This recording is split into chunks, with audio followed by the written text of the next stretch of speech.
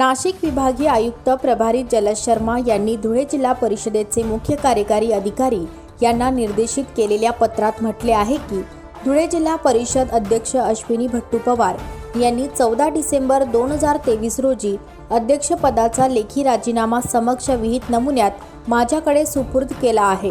तरी महाराष्ट्र जिल्हा परिषद व पंचायत समिती अधिनियम 1961 मधील कलम 48 नुसार अध्यक्षपद लागोलाग 14 डिसेंबर 2023 रोजी मध्यान्होत्तर रिक्त झालेले आहे। महाराष्ट्र जिल्हा परिषद व पंचायत समिती अधिनियम 1961 मधील कलम 55 नुसार पुढील अध्यक्षांची निवडणूक होईपर्यंत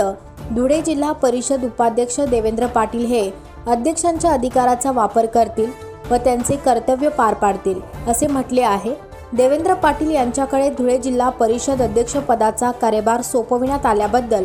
महाराष्ट्र राज्याचे माजी शालेय शिक्षण, क्रीडा व युवक कल्याण मंत्री आमदार अमरीशभाई पटेल, शिरपूर तालुक्याचे आमदार काशीराम पावरा, माजी नगराध्यक्ष भूपेशभाई पटेल, भाजपा जिल्हा अध्यक्ष बबनराव चौधरी, नंदुरबार लोकसभा निवडणूक प्रमुख डॉक्टर तुषार रंधे, शिरपूर विधानसभा निवडणूक प्रमुख प्रभाकरराव चव्हाण, भाजपा तालुका अध्यक्ष किशोर माळी, शहराध्यक्ष चिंतनभाई पटेल, विविध संस्थांचे अनेक पदाधिकारी, जिल्हा परिषद सदस्य, पंचायत समिती सदस्य, कार्यकर्ते यांनी अभिनंदन केले आहे।